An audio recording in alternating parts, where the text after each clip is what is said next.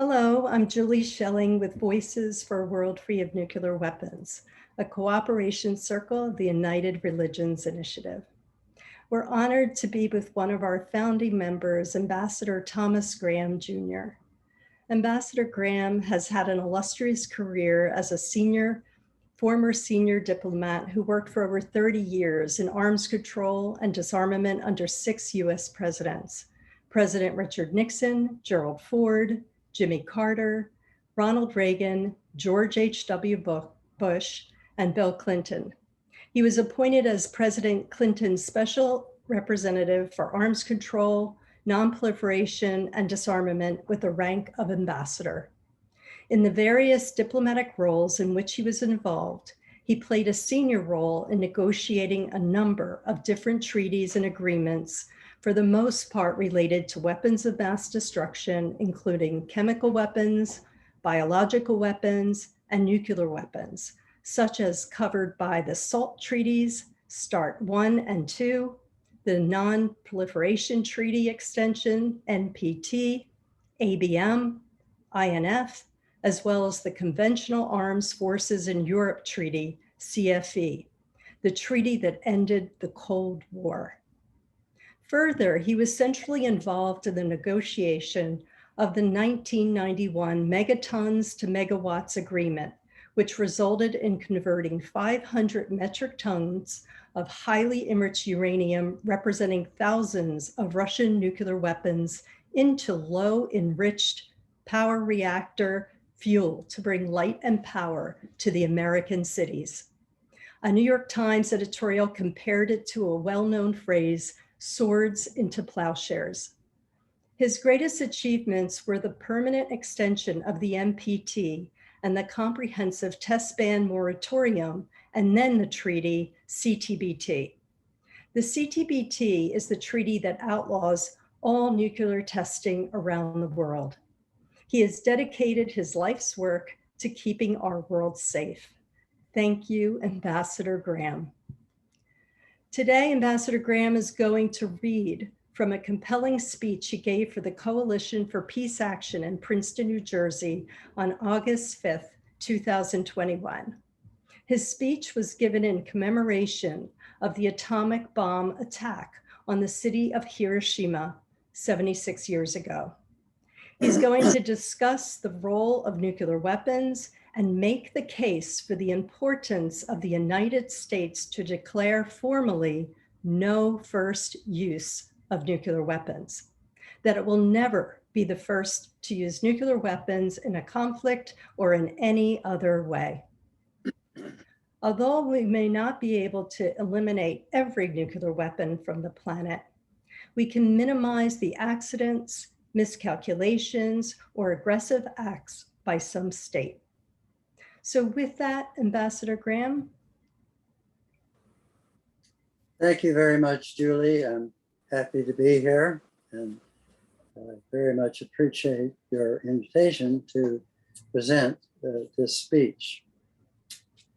The United States built the first nuclear arsenal via the Manhattan Project during World War II as a result of fears that Nazi Germany, with its world-class nuclear physics capability, would get there first and win the war.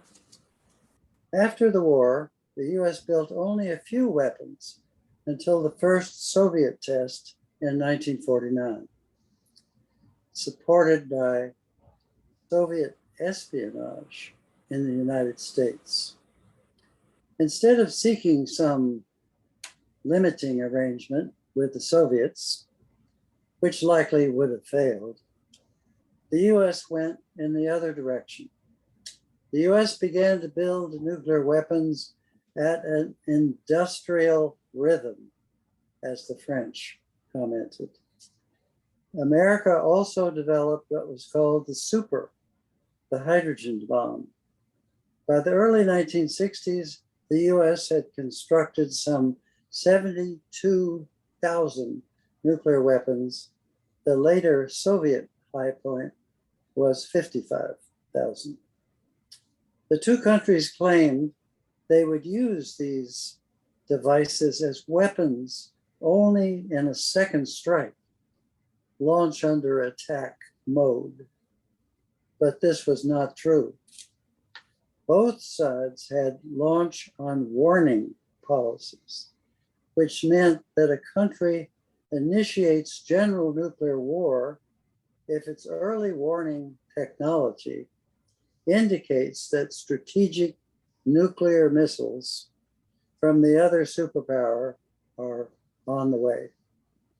Pursuant to US early warning procedure, it would detect Soviet strategic nuclear missiles about 20 minutes before they arrived and strike the United States. In an emergency call, the senior national security advisors to the president would discuss this situation for 10 minutes. And if during this discussion the threat was verified and confirmed, then the president was contacted wherever he was. Fishing in Idaho or sound asleep in his bed. He would be told he had 7 minutes to decide whether to launch the US nuclear forces and initiate general nuclear war in response to what his systems are telling him. The last 3 minutes of the 20 minutes were utilized to get the order to our missile sites should he decide to launch our missiles. In theory, this would have our missiles launched before the Soviet missiles arrived and possibly destroyed our forces. Every time the US practiced this procedure during the 45 years of the Cold War, the president always said, launch at the end. President Ronald Reagan strongly denounced this reckless practice in his diary and presumably elsewhere. This, of course, created a serious risk of nuclear war taking place by miscalculation or accident. Indeed, during the Cold War, there were at least 4 well-documented such incidents, 2 on each side. Indeed, in one, because of certain US actions and policies. In 1983, the Soviet Union became convinced that the US planned a first strike with nuclear weapons to eliminate the Soviet Union if the disparity in the strength of the two forces, the strategic balance, represented an increase in the American margin of superiority to a certain level. The KGB was directed to set up a computer program to inform the Politburo when that point, as the Russians estimated it, was near. The computer system would then warn the Soviet leadership to be more precise in the program established with the KGB. American and NATO forces were valued at 100 and the Soviet forces at 60. Although the Soviets would have been more comfortable if their side could have been estimated at 70, they thought 60 to be more objective. It was Politburo policy if the KGB computer estimate ever fell below 40, for the Soviet side to then immediately launch their entire nuclear arsenal at the United States in a preemptive nuclear strike, which would initiate general nuclear war. They had concluded it was their only chance to survive. At one point in the 1983 timeframe, this estimate reached 45. At the time, the United States and NATO were conducting a huge war game simulation of an all-out nuclear weapon attack on the Soviet Union.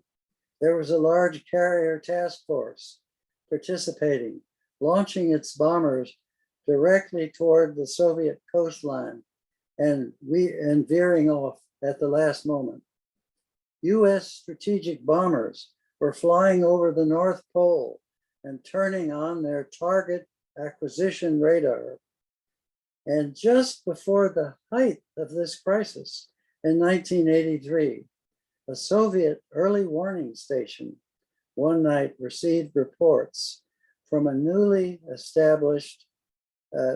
installed Soviet missile launch detection radar. It reported the launch of first one, then 5 that night. US strategic nuclear missiles headed toward the Soviet Union. The senior officer at the station saw the first report flash on his screen. He looked at reports from his other instruments. There was nothing.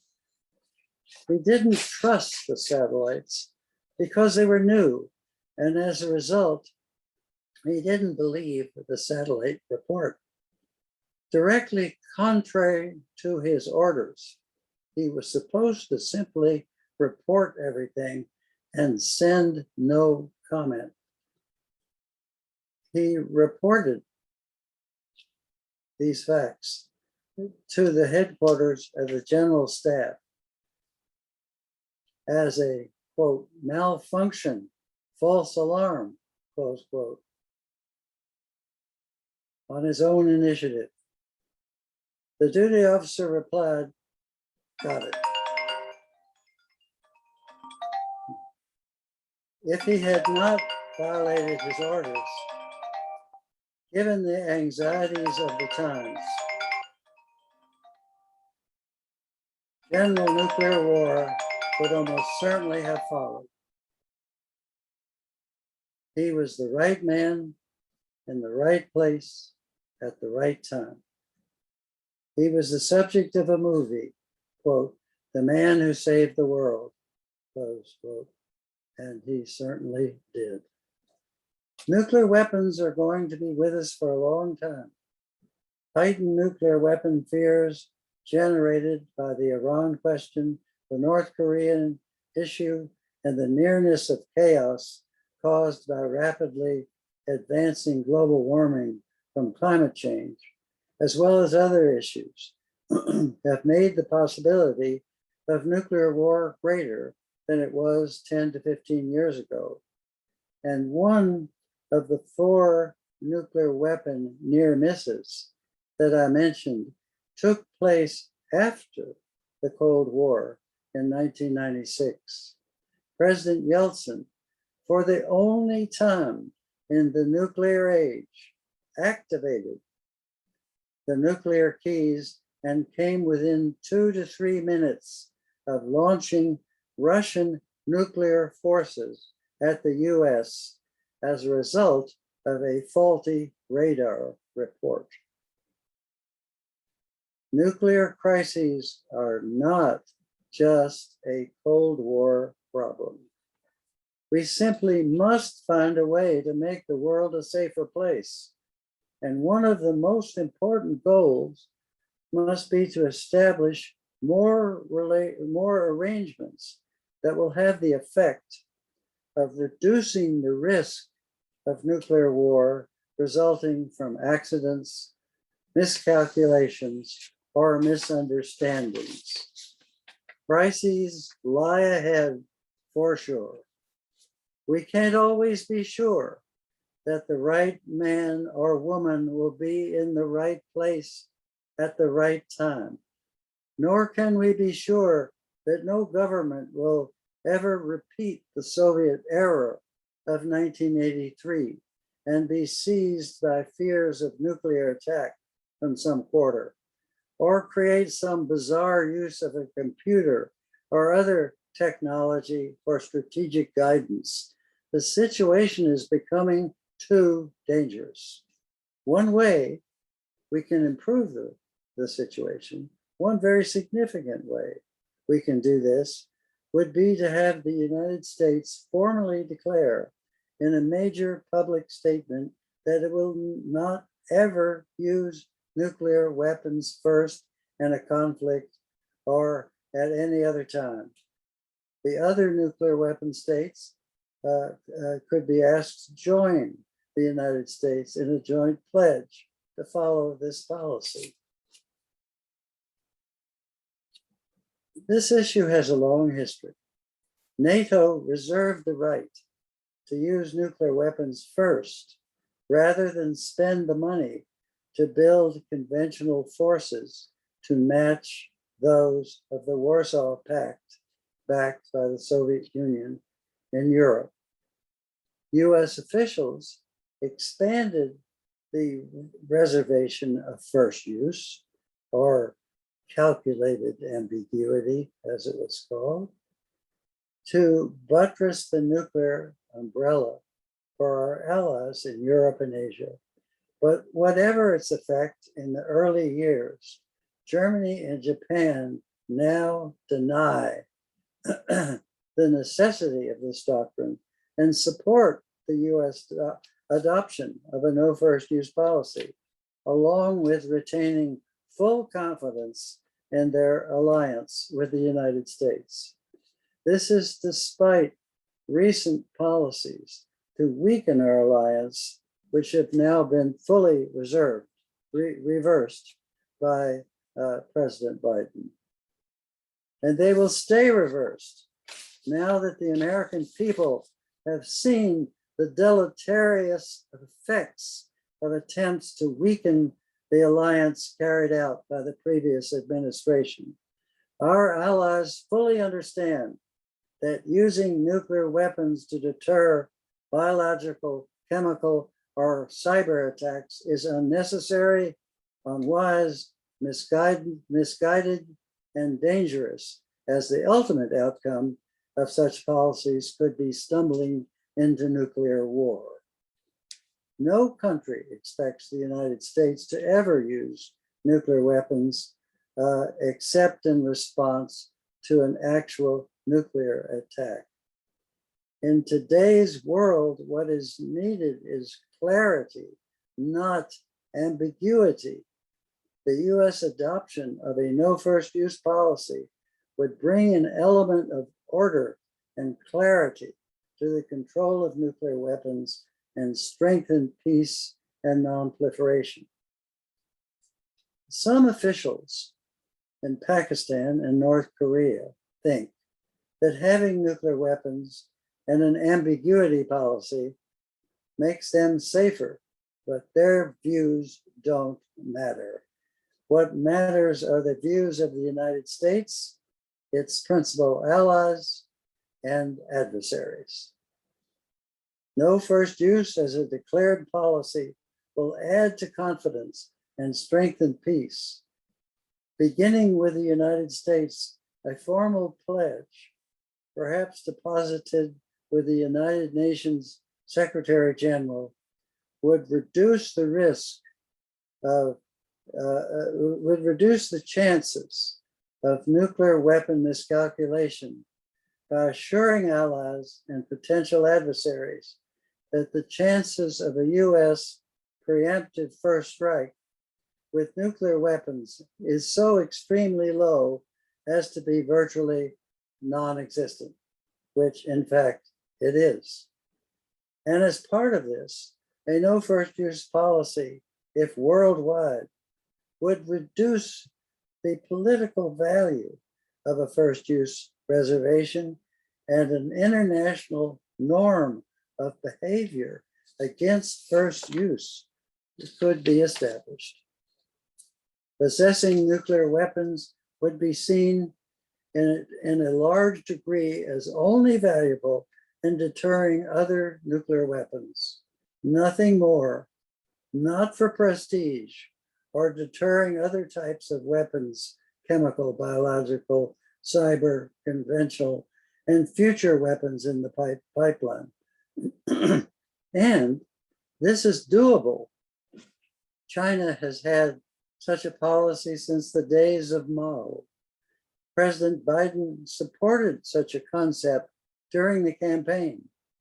He has to make a decision on this soon in the formulation of his nuclear posture review to be submitted to Congress as required by law. Nothing is sure in life, but this outcome would be a long step toward peace and security. No first use is an emotional subject in the United States, in part because of its long association with the nuclear umbrella. It will be difficult, but it can be done. Just a couple of personal examples from my own recollection for illustration. In 1994, I was in Beijing with John Holam, the Arms Control Agency Director, consulting with Chinese officials on nonproliferation and the forthcoming NPT Extension Conference. We met with the Vice President for these issues and Ambassador Xia Zhukang, the senior Chinese arms control officer, among others. Ambassador Stapleton Roy, the US ambassador to China, joined our group. We were also lobbying the Chinese to sign on to a missile detargeting agreement advocated by President Clinton to be signed on the margins of the ASEAN Southeast Asian meeting to be held in the near future. Xia Zhukang, in an aside outside the meeting, said that China had just signed a no first use agreement with Russia that said, according to Xia, that neither country will use nuclear weapons first against the other, unless it changed its mind. If the US would sign such an agreement like this with China, China will agree to a detargeting arrangement, he suggested. Holam, Roy, and I discussed this, and it seemed innocuous enough, so we agreed to send a joint cable to Washington recommending it be considered. This perhaps would lead to the detargeting agreement that President Clinton wanted. It was sent that night. Well, the next day, one would have thought we had launched a tactical nuclear weapon rather than a cable into Washington. The Pentagon was furious. The chairman of the Joint Chiefs personally called a senior official in the office of the Assistant to the President for National Security, demanding that our cable be withdrawn. Our small initiative came to an end. After I left government in 1997, I teamed with former Defense Secretary Robert McNamara. We traveled around NATO, attempting to persuade members of the alliance to agree to a no first use policy for NATO to be unveiled at the 50th anniversary meeting of the alliance in 1999. We had sort of a under the table green light from the administration to do this. If we had succeeded, it would, if we succeeded, it would be formally announced. If we failed, they would disavow knowledge. We went to 12 of the 16 NATO countries, usually speaking with the foreign minister, the deputy foreign minister, or a senior defense official. 3 times we went to Canada, working with Foreign Minister Axworthy, a great enthusiast, and Canada agreed to support no first use. Foreign Minister Fischer in Germany was a supporter, and Germany came on board. The other 12 said they supported the policy, but the US had to act first. This was not what Washington wanted to hear. They wanted, for domestic political reasons, to be forced into no first use, or appear to be forced, by the NATO membership. The initiative was not mentioned in 1999, so nothing came of this either. Nuclear disarmament remains a long way off. Even small reductions are unlikely in the current international political climate. But no first use, which is important to peace, nuclear weapon disarmament, and nuclear non-proliferation can be done now. This year, the stars are properly aligned for it. Its time has finally come. Let's do it. Thank you, Ambassador Graham, for passionately making the case for no first use. And thank you all to those who are watching today. For more information, please visit thomasgraham.info or voices-uri.org or uri.org. Thank you.